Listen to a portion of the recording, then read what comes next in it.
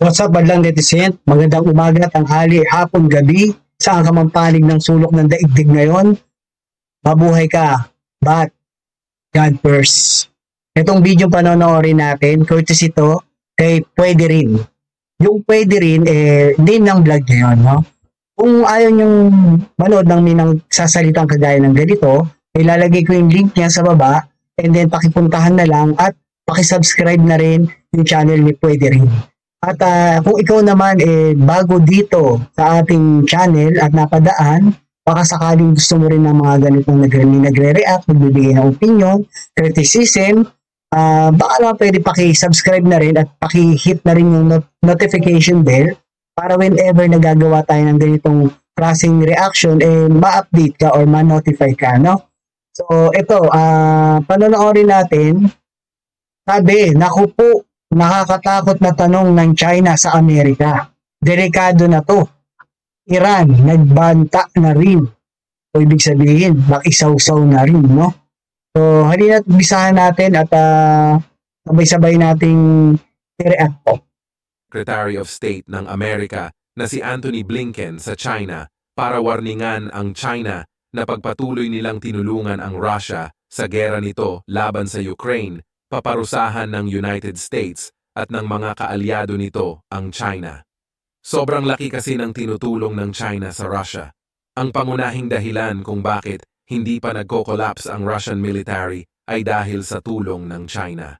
Bagamat nagpunta si Blinken sa China para warningan ito na tigilan ang pagsuporta sa Russia, nagbigay din ng babala ang China sa Amerika.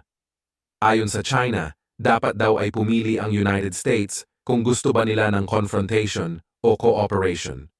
Grabe, tapang din ng China na ngayon, no? Pumapalag na. Lumakas kasi yung sandatahan nila pero dumami man, hindi rin natin masasabing malakas kasi hindi pa nila nasusubukan uli ang mga yan. Kasi nung araw naman talagang mahinang klase sila at meron nga tayong scenario dyan na yung Battle of Yugtong sa Korea. No? So, ang kinampihan kasi natin nun South Korea at ang kinampihan ng mga incheck yung North Korea. Mga komunista yan So, 40,000 na sundalo ng Chinese, nagpadala sila sa 1,000 sundalo lang ng Philippine. Ubos ang mga Chinese sa atin, no? Ganun katindi ang mga Pilipino. Well-trained talaga at sanay sa bakbakan. Nung araw pa sanay na until now. Tuloy natin. Pinahiwatig ng China na dalawa lang ang pagpipilian ng Amerika, gera o pakikipagtulungan. Maraming indikasyon na talagang handa ang China na makipaggera sa Amerika. Talagang pinapalakas na ng China ang militar nila. Nagsasagawa sila ng mga military exercises kasama ang Russia at Iran. Bukod doon, nagmamanufacture din ang China ng sobrang daming mga warships. Ayon sa mga reports, mas marami ng barko ang Chinese Navy kesa sa US Navy. Ganun pa man, paniguradong mas malakas ang mga barko ng Amerika kesa sa mga barko ng China. Mas advanced kasi ang teknolohiya ng United States kaya kahit pa mas maraming barko ang Chinese Navy kesa sa hukbong pandagat ng Amerika, siguradong pawang mas malakas pa rin ang US Navy kesa sa Navy ng China. Bukod doon, Oo naman, no? Subok na yan, well-trained na yan, nung araw pa yan. WW2 pa lang, sumasabak na talaga yan. At talaga ang Amerika, sila naman talaga ang halos nagpanalo ng lahat ng digmaan nun. Sila yung pinaka-leader ng Allied dati. Kalaban nila nung araw, Axis. Yan, yung German, Japanese, Italian, ganyan. Yan yung mga Axis. pinapabilis na rin ng Amerika ang paggawa nila ng mga warships. Nagpaplano na rin ang US at Japan na doon na lang sa mga shipyard ng Japan imi-maintain ang mga barko ng Amerika. Sa pamamagitan nun, hindi na kailangang lumayo ng mga warship ng Amerika sa rehiyon. Kaya naman kung sakaling lumusob ang China sa Taiwan, siguradong mabilis na makakaresponde ang mga American warships sa pag-atake ng China. Ayon sa mga eksperto, siguradong lulusob ang China sa Taiwan sa mas lalong madaling panahon. Nako, yan ang wag sana nilang gawin. Kasi ang mangyayari niyan, WW3 na talaga yan. Kasi kagaya ng Russia, sinugod ang Ukraine, di ba? So ngayon, pag sinugod nila ng China ang Taiwan, ano na yan, gulong malaking gulo na yan, no? Kaya kailangan wag gawin ng China yan. Isip-isip din sila. Meron pa ngang mga nagsasabi na next year ay magkakaroon na ng digmaan sa pagitan ng United States at China. Kaya naman Next year, 2024 ngayon, di next year, 2025. So talagang nangangamoy naman na talaga yan. Yan ang pinaghahandaan nila, kaya nga lahat nagkakaroon ng mga balikatan exercise. Pero napakaraming member ng alay.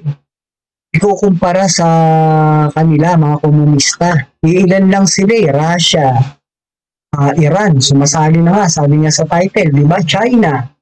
At saka yung si Teddy Bear, yung North Korea na piling napakalakas ng bansa nila porket meron na silang nuclear weapon, no? So sige, patuloy natin. handa na talaga ang Taiwan at Amerika para sa digmaan. Ayon sa presidente ng Iran na si Ebrahim Raisi, wala na daw matitira sa Israel pag umatake ulit ito sa bansa. So pato yung lakas ng tingin sa bansa nila, Iran to Pero nung panahon ng Gulf War, nila Bin Laden ba yun? Nila Saddam Hussein pa mahina to, kalaban to ng Iraq dati. Ang Iraq nun humina kasi pinalo ng Amerika yan. Nahuli nga yan si Saddam Hussein. Actually, marami siyang muka. Wala nahuli agad-agad, nagtago yan. Yung isa yung mahaba-baba, yung mahaba yung bawas. Yung was. Pinahiwatig niya na lubos na wawasakin ng Iran ang Israel. Pinahayag niya ang komento sa Pakistan. Bumisita kasi siya sa bansa na yon. Kailan lang ay nagkaroon ng pagtatalo sa pagitan ng Pakistan at Iran, pero ngayon parang nagkasundo na ulit ang dalawa. Kaya sundo-sundo na sila ngayon. Kasi yung mga yan, mga komunistang bansa yan. Alam ko, ang nakasuporta sa Pakistan, yan China. Lahat ng mga kagamitan, doon binibili ng Pakistan yan sa China, na binibenta ng China ng mura. Ito na masakit, made in China na may mga pandigmang weapon na. Kaya tiyak, may mga mahihinang klase lang din yan, no? Kaya ngayon ito, sinasabi, itong Iran, dating may gap sila o away. So ngayon, nagkaroon sila ng kasunduan. Kasi nga, naghahanap na sila ng mga kampi-kampi na to No? Pero solid yung kampihan ng Allied. Kasi NATO pa lang, napakarami ng member mo. So Allied yun. 32 countries yun. Napakarami nun. Malalakas na bansa pa yun. So, sila, iilan lang sila. Yun nga lang, talagang sila yung nagbibigay ng gulo sa ating mundo, mga kanetizen, no? Kaya, ayun, wala akong masabi dito sa mga tao na to, 2024 na, dapat to, mapayapa at peace of mind yung mga iniisip. Ang bansa. Maituturing ang Pakistan at Iran na parehong kalaban ng Israel. Ayon sa Iran, magiging matindi daw ang paghihiganti nila pag inatake sila ng Israel. Pero kailan lang ay binumba na ng Israel ang military base nila, pero hindi pa rin sila gumaganti. Ano yun? Puro salita lang. Diba? Binomba na nga sila, hindi pa rin sila gumaganti. Sabi ng Iran pagkatapos ng atake ng Israel na hindi daw sila nagpaplano ng isang immediate retaliation. Pinahiwatig nila na hindi sila gaganti kagad. Ganun pa man, baka nabigla sila, no? Nabigla yan. Tapos ngayon, para hindi mapahiya, yun na lang ang sinabi. Pero kampi-kampi sila, Iran, tapos Russia, si Vladimir Putin. Di ibig sabihin nun na hindi sila gaganti. Bagamat parang humupa na ang sitwasyon, ayon sa maraming eksperto, pwede itong muling sumiklab sa isang iglap lang. Sa ngayon ay nakikipaglaban pa rin ang Israel sa Hamas. Ang Hamas ay isang grupo na pinupundohan ng Iran para atakehin ang Israel. Ayon sa Iran, kaya daw bumisita ang presidente nila sa Pakistan ay para mas palakasin ang pagtutulungan ng dalawang bansa. Ayan, di ba? Naghahanap na ng kampi-kampihan eh. At nag-usap-usap na rin yan ng mga Chinese at Russian. Ayan, yung Iran at saka ito nga, Pakistan, hinihikayat nila. Siguro mayroon pa mga ilan-ilan dyan. Marami yan sa Middle East. Bukod doon, pagdidiskusyonan din nila ang iba't ibang issue tulad ng enerhiya at ng mga gulo na nangyayari sa border nila. Yan nga, yung enerhiya. Kaya nagkakaroon talaga ng uli ng bansa gaya na nangyari ng World War II. Tungkol din yan sa langis eh. Nagkakaubusan na talaga.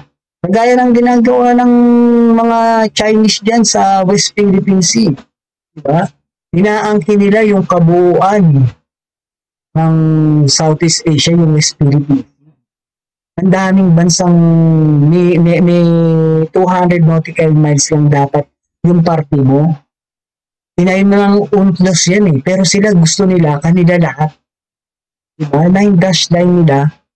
Sobrang ano na nga yun eh. Gutter na lang halos natira sa atin doon. Ngayon ang gusto nila, 10 dash line pa. Ganun, kaswapang sila, no? Grabe. Lahat gusto kanila, pati nga buwan. Sabi kanila nga din daw, yung mga inchik na yan eh, no? Pero pagdating naman sa COVID, sakit eh, sinishare-share nila. Ganun sila kalupit. Pero take note hindi tayo galit sa mga Chinese kasi nung araw pa lang kasama na natin sila.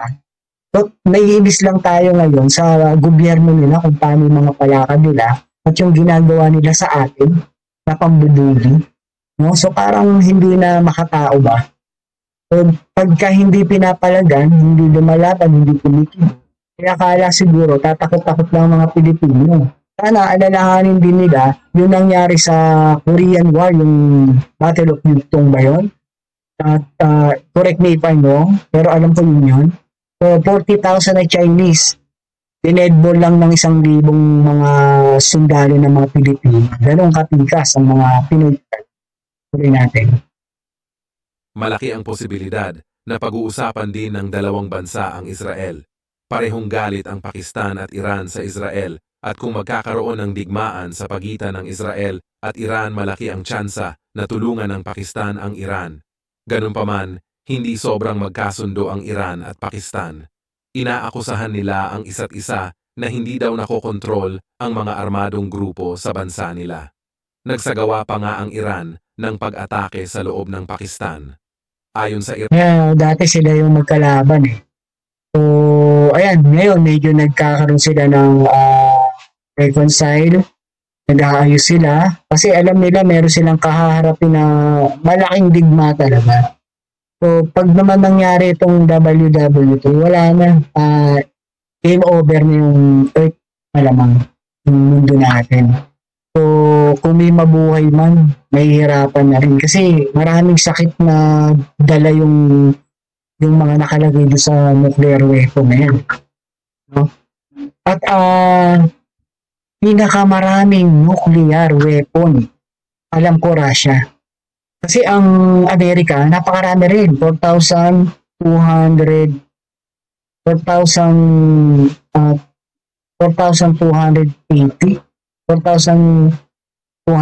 mga ganun. Eh yung Russia is 5,800,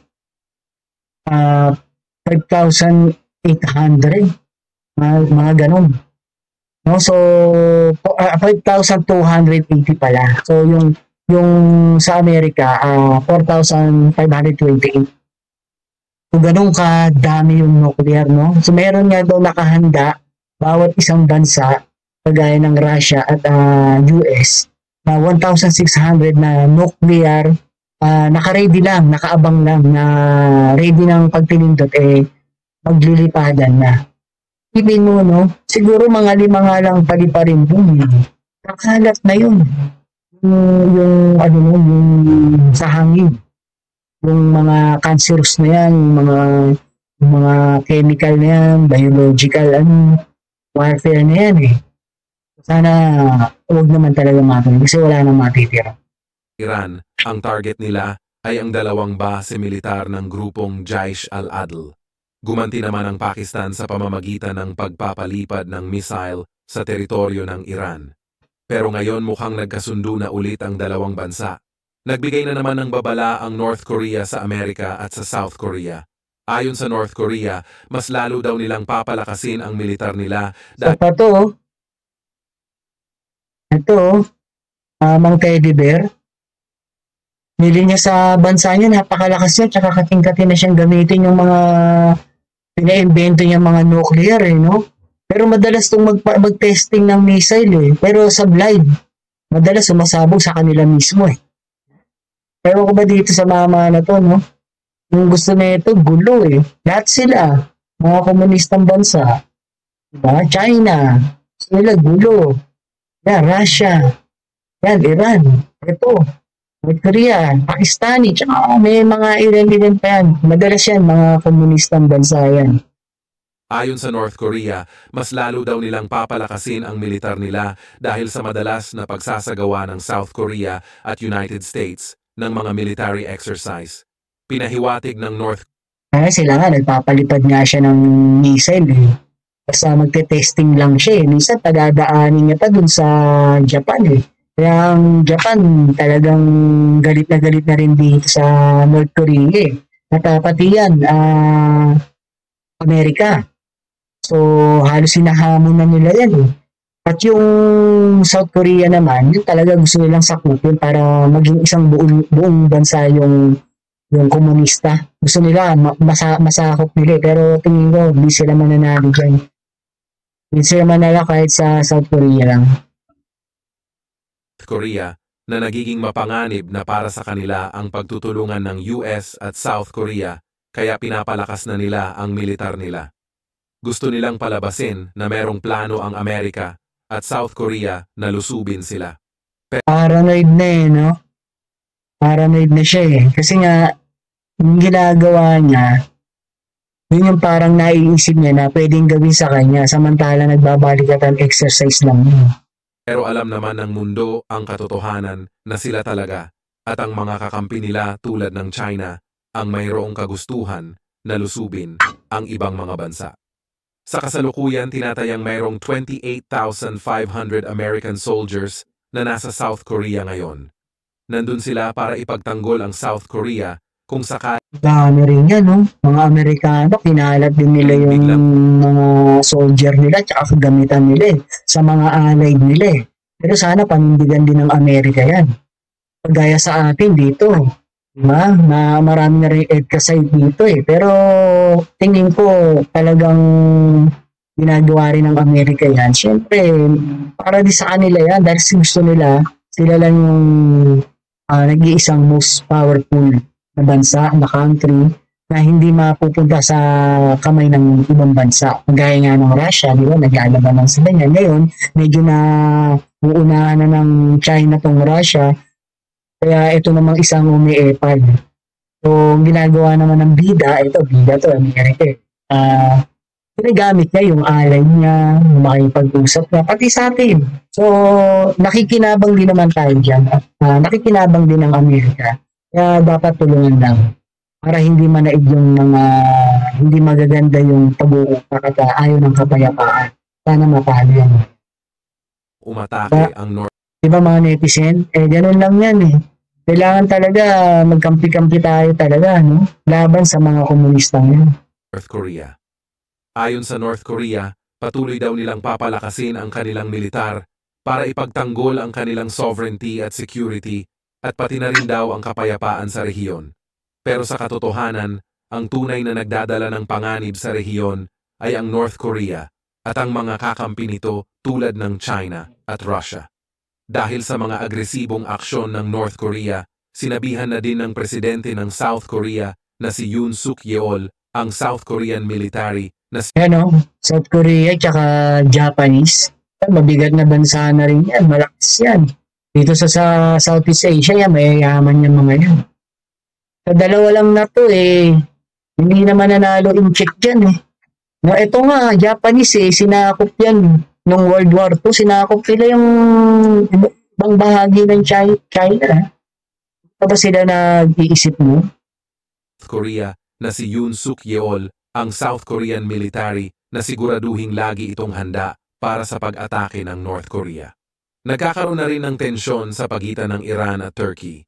Ang Turkey kasi ay gustong maging maimpluwensya sa Iraq, pero gusto ng Iran na sila ang maging pinakamalakas at pinakamaimpluwensya sa Middle East. Kailan lang ay bumisita Hanep din yung Iran ngayon, no? At tumataas na rin yung ihi, no? Gusto nila sila yung pinaka-powerful sa Middle East. Grabe.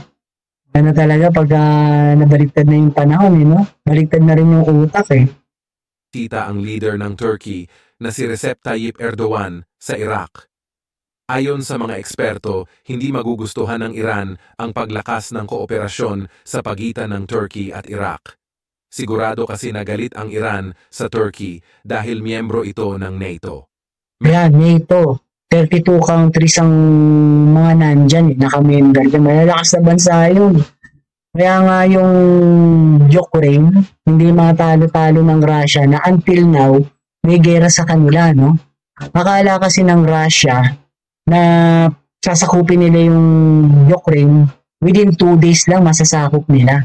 Pero nagkamali sila kasi ang lakas ng backup ng Ukraine. Umayon siya humingi ng tulong dun sa NATO, no? So, patuloy natin. Merong organisasyon sa Iraq na binubuo ng mga armadong grupo na matindi ang suporta para sa Iran. Ito ay ang Popular Mobilization Forces at merong itong mga 230,000 na sundalo at karamihan sa mga yun ay galit sa Israel at sinusuportahan ang Iran. Ang organisasyon ay tinuturing din na proxy ng Iran tulad ng Hamas. Kaya naman maimpluwensya talaga ang Iran sa Iraq. Noong April Ngayon, medyo lamang sila talaga ngayon, no? Kasi dati tinatalo ng Iraq yan, ng World War, eh. May panahon pa pala ni Saddam Hussein. No? Tsaka yung NATO, North Atlantic Treaty Organization. So yun yung meaning ng NATO, no? 32 country. Yun pa lang yun, ha? Wala pa din yung mga Japan, Philippines, yung South Korea. Wala pa yung mga bansa na yan. Yung India rin, napakalakas din yan. No? Apat o pang-5 sila sa pinaka-powerful na pagdating sa sandatahang lakas. Ang India. Na ngayon, galit na rin sa Chinese sa China. April 25, sinabi ng presidente ng France na si Emmanuel Macron na meron daw panganib na mamatay ang Europe. Hindi daw handa ang Europe na harapin ang panganib. Pinahiwatig niya na dapat ay palakasin na ng Europa ang mga militar nila. Ayon kay Macron, ang mundo daw ngayon ay puno na ng mga hamon tulad ng gera at kakulangan sa enerhiya. Bukod dun, Yan nga, yung kakulangan sa enerhiya, yun yung mga pinagtatalunan niya, kaya gustong manakop ng mga incheck na yan. Kasi yung sa dami ng populasyon nila 1.4 billion ata ang tao sa kanila o mataas na ngayon kasi 2024 na tayo. Ibig mo yun, napakarami, no? Billion ang tao sa kanila. Samantalang sa Pilipinas 115. Dati nga 110 dumami na rin tayo. Pero sobrang times 10 ata yung bansa natin sa bansa nila. Bansa pala nila sa bansa natin. Ganun karami ang populasyon ng mga Chinese. Kaya gusto na nilang sakupin yung West Philippine Sea, yung kabuuan, para mamina na nila lahat ng mga langis na nandoon at lahat ng yaman dagat. Mga corals, mga isda. Kasi wala na sila rin bagsak din ang ekonomiya ng China. Puro pagpapalakas ng sandatan, doon nila inuukol. Kagaya ng North Korea. Pero yung mga utak nila, manako. Ang Europe daw ay divided na. Ayon sa mga eksperto, inuudyok ni Macron ang Europa na maging mas matapang at mas suportahan ang Ukraine. Meron kasing mga bansa... Ayan, itong naglalakad na nasa harapan, si Volodymyr Zelensky. Yan yung presidente ng Ukraine. Kung lakas din ng loob niya, no? Kung laki ng bansa ng Russia, talaga nilabanan din niya ng war. Diba? Mautak din yan kasi lumapit yan sa NATO at talagang gusto niyang mag-member doon. Ang masakit, hindi pa siya member doon. Tinera na siya ng Russia. Kasi kung na-member na siya totally, mahirapan ng Russia girahin niya kasi ultimo yung mga sundalo, mga human na sundalo ng mga member dun sa 32 countries ng NATO, susuporta dito kay Zelensky sa bansang Ukraine. Kaya ngayon, ang sinusuporta lang ng NATO puro mga weapon. Mga missiles, mga tanks, yun yung mga binibigay nila ang suporta. Kaya hindi matalo-talo to ng Russia. Until now, 2 years na. Akala nila 2 days lang masasakop nila. 2 years na hindi pa nila nasasakop, no? At wag naman sana. Yun nga kasi pag nanalo, mga kanetizen, ang Russia, nakakatakot yan. Gagawin yan uli yung USSR dati. Diba? Union Soviet Socialist Republic. USSR. So napakalaking bansa, parang kalahating globe ata kanila. Parang ganoon uli ang gustong gawin yan at tiyak gagayahin ng China yan. Pati ang mga dito sa Asia, maghahari naman i-check kasi nasubukan nila tayo nanalo dito ngayon. Kanila naman itong sa Asia kaya maganda rin yung ginagawa ng mga Amerika at saka NATO sa nangyayari. Pumapagitna sila talaga. Sa Europe, tulad ng Germany, na hindi todo ang suporta para sa Ukraine dahil natatakot na baka gerahin din sila ng Russia. Grabe, natakot ng German, no? Kaya hindi ganun 100% ang support nila sa Ukraine, no? Pero alam ko, nung nakaraang balita na ano ko yan nagbibigay ng mga battle tank yung German dito sa Ukraine sa nangyayaring gera. So, hindi naman siguro natatakot. Ayaw lang na masabak ulit sila sa gera kasi naging matindi rin sila ng World War II talaga. Ayon kay Macron, ang Europe dapat ay kayang ipagtanggol ang sarili nito kung kinakailangan. Pinahiwatig niya rin na hindi dapat umasa ang Europa sa Estados Unidos. Ayon sa kanya, hindi daw dapat manalo ang Russia. Napakadelikado kasi para sa mundo kung mananalo ang Russia. Siguradong tatangkain ulit ng Russia na sakupin ang teritoryo ng ibang bansa pag nagtagumpay sila sa Ukraine. O diba, yan yun Yan yun talagang nasa isip din ng mga NATO at saka US Basado talaga yung mga galawan nito at syempre, komunistang bansa, mag-uusap yan, akin tong Europe yung China naman, akin tong Asia, sila yung mga hari. So tama lang yung ginagawa ng US at mga alay nila. Huwag nilang hayaang mangyari uli yung ganyan. Gusto nilang mangyari yung ganyan, siguro, pare-parehas na, parang ganun yan, pag nag-nuclear war yan. Bukod dun, pati ang China ay paniguradong magiging mas matapang sa paggera sa ibang mga bansa pag nanalo ang Russia sa Ukraine. Sinabi rin ni Macron na dapat ay patindihin nila ang training ng mga European soldiers at padamihin at pabilisin ang paggawa ng mga weapons at military equipment. Noong mga nakaraang buwan ay naging mas hawkish si Macron sa Russia. Dati ay parang ayaw ni Macron na ma-escalate ang digmaan sa pagitan ng Russia at Ukraine, pero ngayon ay talagang sinasabi niya na dapat protektahan ang Ukraine laban sa Russia. Ayun nga, di ba? Kasi nga, pag nangyaring nasakop ng Russia ang Ukraine, iisa-isahin na silang bansa niya yung magkakatabi. Yes, doon din siya nakapwesto kaya medyo natatakot din yan mga kanetizen. At tama lang din naman na wag sanang mangyari yun mga kanetizen, di ba? Kahit naman sino, ayaw mangyari ang WW3.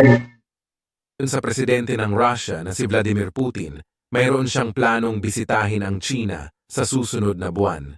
Ang magiging pagbisita ni Putin sa China ay ang unang pag-alis niya sa Russia ngayong taon na to. Yan, medyo nakakatakot yung pag-meeting yan. Tiyak yan, tungkol yan sa pagtutulungan nila. Pero sa tingin ko, kahit magtulong yan, ang mangyayari na lang yan, game over. Kasi may mga hawak yung nuclear warheads So, ganun din ang Amerika, yung mga German, diba? Yung mga British, France, Yung mga malalakit, mayayamang bansa, talaga may mga nuclear warheads yan.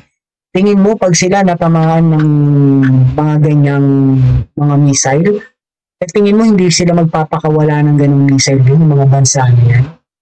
Yung mangyayari niyan, walang mananalo talaga. Walang mananalo dyan sa gera na yan. No? Patuloy natin, netizen. Huling binisita ni Putin ang China noong Oktubre ng nakaraang taon. Isa na naman itong indikasyon na talagang lumalakas na ang kooperasyon sa pagitan ng dalawang bansa. Sobrang importante na ngayon para sa Russia ang tulong ng Beijing dahil sa sandamakmak na sanctions na pinataw sa kanila ng mga Western countries. Ayon sa Pentagon, nag-deliver na sila ng mga long-range missiles ngayong buwan na to sa Ukraine. Hindi daw nila inanunsyo na magbibigay na sila ng mga long-range missiles dahil hiniling daw ng Ukraine na wag munang sabihin para ma-maintain nila ang operational security. Pero ngayon okay na sa Ukraine na i-anunsyo ng Pentagon ang pagbigay nila ng mga missiles sa bansa. Inaprubahan na ng presidente ng Amerika na si Joe Biden ang bilyon-bilyong dolyar na tulong para sa Ukraine. Malaking tulong yun para sa Ukraine dahil Sorry, netizen ha. Medyo nabalisan tayo. Sabot ko lang tayo. Okay. Hanggang dito na lang muna ang netizen. At maraming salamat sa pagsama niyo sa akin sa panonood. At ito nga pala po si Tio Paeng nagsasabi, life is short, be happy, and world peace. Pagaya sa akin nangyari, sana ma-peace ako.